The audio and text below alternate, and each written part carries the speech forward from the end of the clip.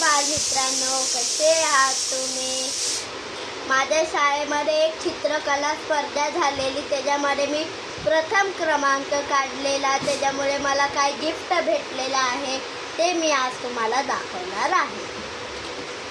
सगळ्यात पहिलं तर ही मिनी चित्रकला स्पर्धेमध्ये पहिला प्रथम क्रमांक काढलाय. तुम्ही इथे बघू पण शकतात. आणि मी लंगडीच्या ह्याच्यामध्ये प्रथम क्रमांक काढले. तुम्ही ते नाव वाचू शकता. तिसरी लंगडी प्रथम क्रमांक. आणि हे सगळं जिंकल्यामुळे मला हे मेडल पण भेटलाय. बघा,